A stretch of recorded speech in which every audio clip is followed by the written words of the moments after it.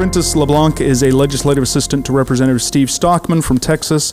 Mr. Stockman represents the 36th district there in Texas, and Printus advises him on military policy. My name is Printus LeBlanc, and I'm here representing Congressman Stockman. Our bill is H.R. 4883 in partnership with the Senate Bill 2006. I don't want to repeat much what they said, but if you look at it from a defense standpoint, it's never good to have your enemy control your defenses. It's never good to ask your enemy, can we go to war now? Would you mind giving us a little bit more? Everybody lauded what the president just recently did and his attacks on ISIS. I guarantee you all those attacks had rare earth elements in them. We now have to go ask for permission to get more. When you think about how many people are entering the middle class worldwide, China has over 300 million, India has a couple 100 million, Africa and South America probably round out total over 1 billion people are going into the middle class. Those are cell phones, TVs, cameras, and we're going to be left out of it. That's no U.S. manufacturing. So let's try and get in there, expand our own tax base here in the United States. And that's pretty much it. We're pretty easy with this. Our bill helps solve these problems. Our bill helps get us where we need to be so we can be competitive in the world again. How much does that bill cost? The bill doesn't cost anything. The bill, the co-op pays for all the financing, or not financing, but all the admin work that the government would initially incur. Yeah. So it's one of the few bills in Congress that doesn't cost any money. And actually, in the long run, if you think about it, between the manufacturing jobs it creates, between bringing Apple back to America, between bringing LG back to America, it's going to create manufacturing jobs, and it's going to expand the tax base and create more tax dollars. Anybody got any questions for us? Yeah, I'll be from Congressman Stockman's office as well. For an issue that was the storyline for the second season of House of Cards, one of the most popular shows among Hill staffers, you'd think this would be something that we'd be more aware of. What do you think the carrot or the sugar stick would be for us? Jobs, the urgency of a national security matter, or, you know, energy? You know, which one of these is the best issue? It's been what Jim and I have been bouncing back and forth. We go and we say, oh, we got this killer argument for energy. Yeah. Well, that's not, you know, that's falling on deaf ears. Or we've got this killer argument about jobs in the economy. Well, that's not going anywhere. So the very real and very serious national security issue that Printus spoke about is the one that seems to be the one place where we can still get traction. And that's why the bill is currently, you know, we're trying to look at the NDAA as a vehicle, because apparently the one bill that passes is the NDAA. So, and it's absolutely legitimate. This is a serious national security issue, but it's also a jobs issue, it's also a competitiveness issue, and it's also an energy issue. Let me hop on that. If you think about it, when pieces of our equipment are manufactured in China, they have access to those specs. We've all heard about how much Chinese spies, cyber hacking take away from our defense industry. If we spend $1 trillion on the F-35, China spends $1 million in China to look at the blueprints. They caught up to us really quick. And secondarily, how soon could we expect to satisfy our own demand if we were to put this into action? GAO reported that organic growth, building a value chain, would take about 15 years. I think that's wildly optimistic, because they don't realize it's literally cities, entire cities and populations that do this. But I think if you could jumpstart it by saying to Toshiba, Hitachi, GE, you know, the defense industry, guys, here's your one shot. We can all throw in together. We're going to take care of the antitrust issues. We're going to own a co-op. And inside that co-op, we're going to take the raw materials to those magic powders, to the metals, to the alloys, and every magnet we can make that's not patent infringed, we will make. And if we can get licenses, we'll make them there. And if you have a special patent, Hitachi, and you don't want to share it, you can sit just outside the co-op and we will feed you material. And we can build that thing organically, but very, very quickly. I think it's not something that happens overnight, but once, it would probably take 2 years to basically get the entire thing worked out, financed, and then when the shovels hit the ground, completion date, that thing will be up and running. So let's say 3-4 years, maybe 5 years is doable to be operating. You can do the oxides very quickly. There's not much to that. Once you start doing the metals, it gets very, very complicated. Remember I told you, making those oxides is like enriching uranium. Well, it's a lot harder to make the metals for some of those rare earths than it was to make the oxides. Stuff gets very, very tricky. But yeah, I think within 5 years you can have an integrated value chain. And the beauty is Hitachi, Toshiba, GE, you know, all of these companies can come back home, right? And if they have some real great stuff in the pipeline that they were afraid to show China, well, now they can build it here in the United States and know they have a guaranteed supply line. And so you can basically create like a Silicon Valley of materials. But if we don't do anything, we're going to stay on that course. And companies like U.S. Rare Earths, what can they do? First they have this thorium problem, and they've got this tremendous resource. And as soon as they stick a shovel in it, they've got a liability that's endless. So even if we get them around that problem, their next problem is now they create this awesome concentrate. Are they going to risk $1 billion to build the factory to make powders? No.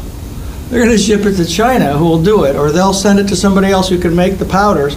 But in the end, the powders end up going to China. We have to replicate the value chain, the metallurgical value chain on U.S. soil. We have to. I think the other thing is that it's not just a U.S. issue, right? Because Russia is allocating $1 billion to do research on rare earths and help that country. And as our other, countries are figuring it out, that there's an issue. I think the other thing is that a lot of these companies are working with the rare earth companies on offtake agreements, right? So before we even solve these issues, they know they want it. So whether it's the U.S. figuring out that there's an issue that we need to solve for, these manufacturers are figuring out that they need to secure what's in the ground. So it's happening. Japan just spent $27 million just securing a claim in Canada. Correct. The mere thought that there might be something there for them. And think about how crazy this is. They spent $27 million. They've spent almost $500 million trying to secure the value chain, but they're always starting at the mine, and they don't have the oxide production, and they don't have the refining in hand. So they're really not even getting anywhere. They're like, oh, it's the resource, it's the resource. It's not. We've got the resources. The resources are there. Yep. We need the value chain domestically, and you're right. These companies already know what they want, but countries do too. John and I had some very, very high-level people from the Japanese government come visit us. They spent about 4 days with us. The guy's position would be about the equivalent of the head of the Department of Energy. And we showed him the legislation, and he said, with a senator's senior staffer in the room, he said, if you do that, Japanese government will invest in both. We know they will. We know that the Korean government will. We know that the EU government will, because they're looking at this as survival, and they have to take action. And their governments don't have this strange, manufactured, very new to our economy, total opposition to government intervention in the economy. Well, one of the things that he said, the critical nature of that was, we can't, we're a free country, we can't keep Fujitsu or whoever from moving and leaving the country, but we have to. We have to make sure they still have a home here. Because what if China can't become an extract? We at least have that option. We can grow food. We can, cut down our trees and make boards and whatever have you. Canada does it, and they have a pretty good life. Japan has nothing. They don't have oil to extract. They don't have rare earths to extract. They have nothing but intelligence and manufacturing and IP. And so they are in a particularly desperate corner that they've been backed into. If you take away one thing from this, all 4, 5, 6, 7, 8 people involved in this so far are all free market economists. We love the free market. We think that is the best way to go.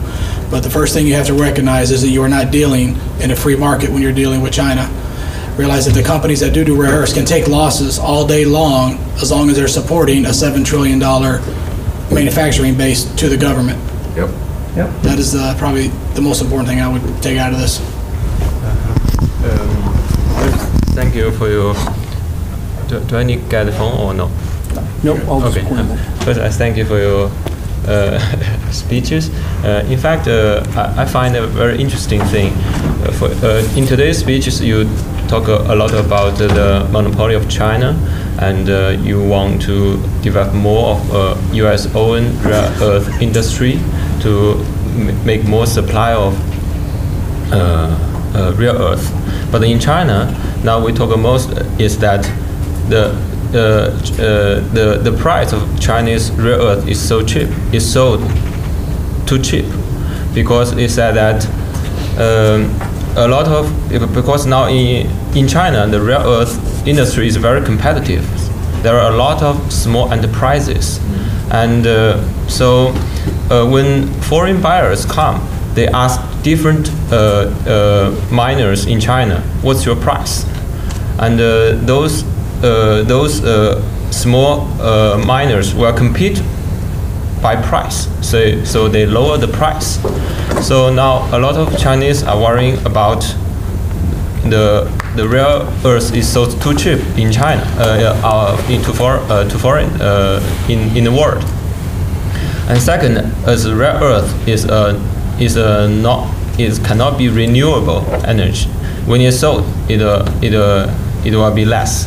And according to China's statistics, from 2005 to 2011, in 6 years, the Chinese reserves of rare earths plummeted by 37%. And in the 2012 Chinese white paper about the rare earth, China only holds 23% of world reserve, but it supplies the 95% of world supply. So China thinks it's unreal and unsustainable. And so I find this very interesting that, in fact, so now China has set quotas on those export of rare earths, because China want to keep the price and want to make this market in a more sustainable way. But here I hear it's a very different picture.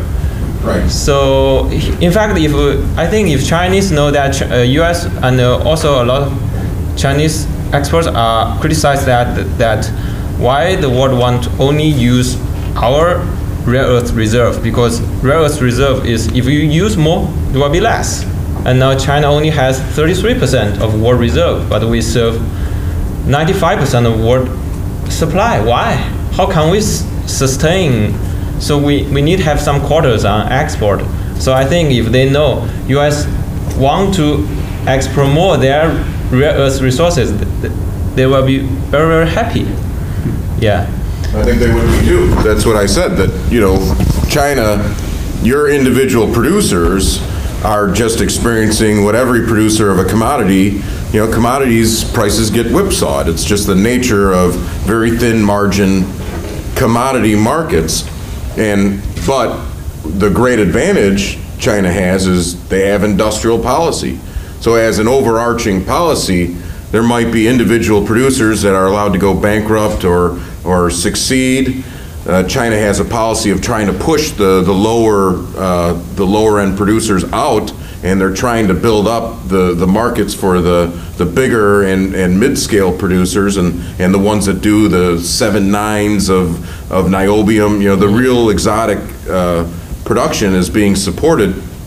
But you're absolutely right. At some point, China itself, it's exactly what I said. China should support this. It's in its best interest, because probably 85–90% of the rare earth industries have relocated to China, and so China's need for its own rare earth supply is climbing like crazy, and so even China should support HR 4883 and SR 2006, because they'll need their own imported rare earths too. I mean, the market is growing enough that everyone can participate in it. You know, there's going to be just more electronic devices, more electronic cars, more, windmills, are going to be made, and they're going to be made with neodymium from somewhere. And right now that neodymium is 100% sourced in China. Yeah. Then I come to my question just now. I share my opinions, and also now. So my question is that I want to know. Just now in your PowerPoint, I see that the output of the whole world of the rare earth. So I want to know now in US for US now, what's the total output for rare earth? The number and insignificant. Well, I think your point is circular, because my point is China owns the value chain, and if somebody would go on my website, I would suggest this is the single best document ever produced on rare earths, because no financial interest was behind producing it. It is a great document. What they point out over and over again is China controls the only fully integrated value chain in the world. And as a result, any technology developed anywhere in the world at any government laboratory ends up being manufactured inside China or value-adding inside China, so the net beneficiary of all of it. So as long as they're the only place that has the value chain, they can shut down their mines at some point, because he'll start mining and other guys will start mining, and they'll just keep shipping their stuff, their low-value oxides, to China, and China will enjoy all of the growth, all the high margins, all the technology, and we'll be stuck dealing with a crummy commodity market where we're losing money and people are going bankrupt. Yeah. China doesn't have to mine a single pound of another kilogram of your ionic clays. They don't have to do that anymore. You're right, you're absolutely reducing how much your reserves are. You're eating them up slowly but surely. But that part of the supply chain, you don't really need to participate in that anymore. India has monazites, and there's only one customer for them, China. You have plenty of rare earths, but your only customer right now is China. There's rare earths in Africa, but there's only one customer for them. And so that's, why China even bothers getting these ionic clays anymore is actually kind of ridiculous. It's very polluting, and it's not very productive. You guys really should be going around the world saying, hey, Canada, we'll sign a contract, because it would be a much cleaner supply and a much more concentrated supply of rare earths, and you'd get some thorium in the deal, which would power your energy supplies and your reactors. I mean, that's not what you should do. That is exactly what's going to happen, because there's only one salesman and one client on the face of this planet right now.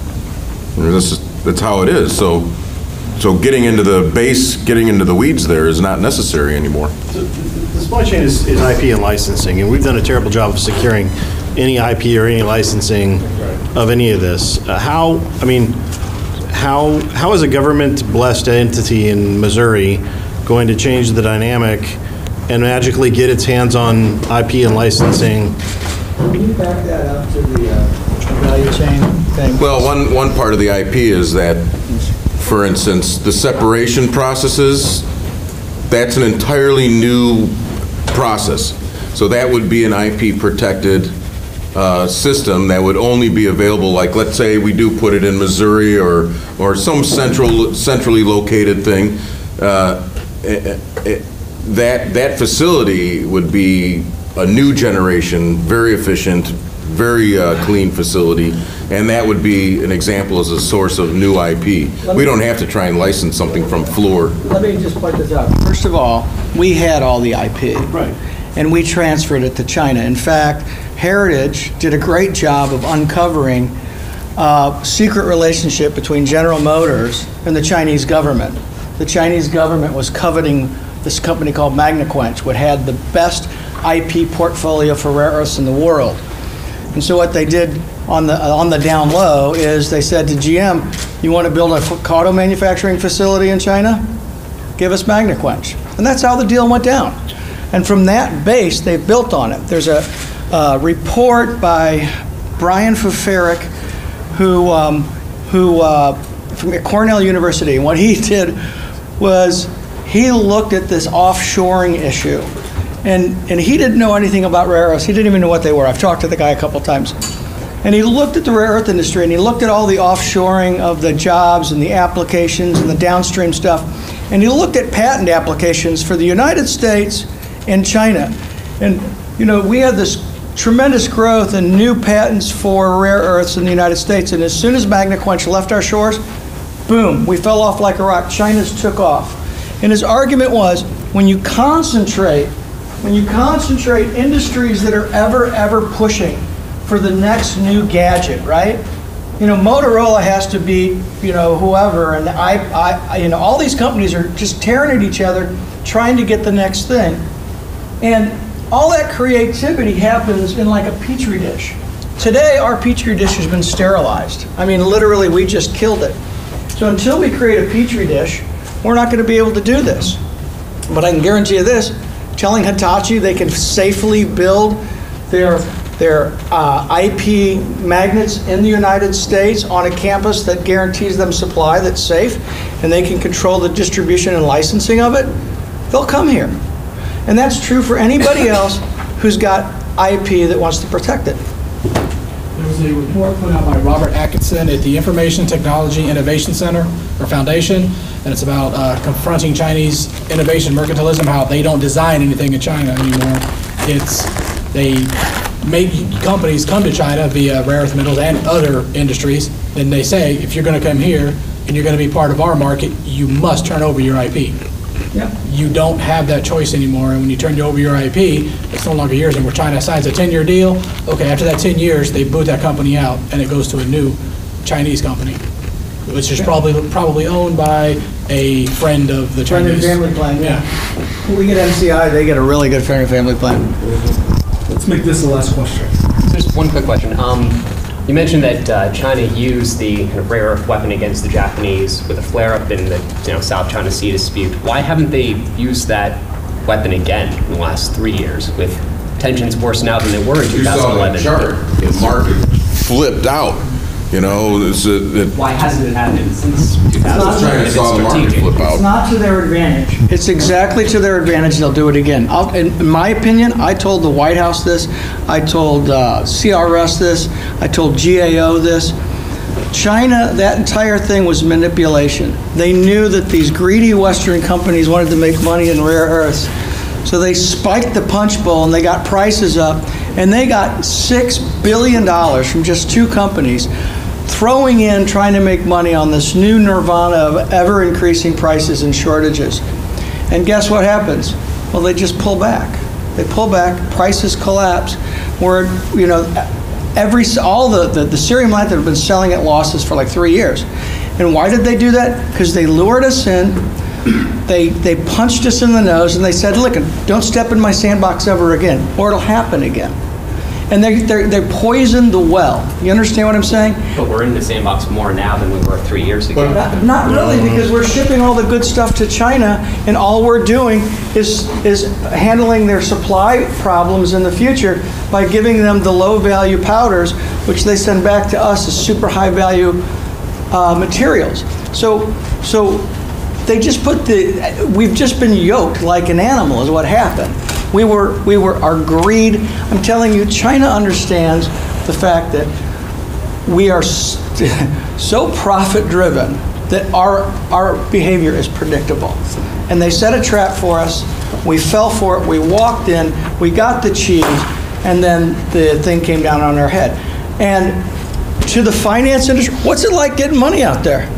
For this sector, it's non-existent. Take a look at the stock prices. So people are tired or frustrated. The investors have gone back away. So it's very clear now there's an asymmetrical relationship between an American IP game and solution and production. Now the good news, and there is some good news, the government's been very cooperative with us. They actually dug the holes that I'm going to reopen. So there's a supply here, but we're not sending it to China. You take a look at who's on our board. We're solving a domestic supply chain issue because we see all this as well as these guys see it. There's a perfectly suitable fuel source. We're not burying it back in the ground and mixing it with concrete, making it useless. We gotta figure this out. I dug it out of the ground, I refined it, and it's perfectly usable. And I'm gonna bury it and make it unusable? No, that's not the answer. We're gonna build this IP here. Yep. We're gonna build a supply chain here. and we're going to bring these businesses back, and they want to come back. It's exactly correct. Now, will Wall Street fund that? You bet it. You bet they will. And they're waiting for this answer. They're waiting for a rational approach where they're not going to get burned again. Right now, they just see the cheese and they know how that thing works, and they're not going back. You've got to provide them a fully integrated mechanism for them to safely invest. And more than Wall Street, it's the companies themselves, the OEM producers, manufacturers, Hitachi, GE, Motorola. Those guys don't care if terbium costs $9 a kilogram or $900 a kilogram, because the amount of terbium they put in that little flat screen is so tiny that you've got 5 decimal points before you get to something. I mean, it's not the price, it's the security of supply. On that note, we'll let you talk later, but let's have a round of applause for our panelists.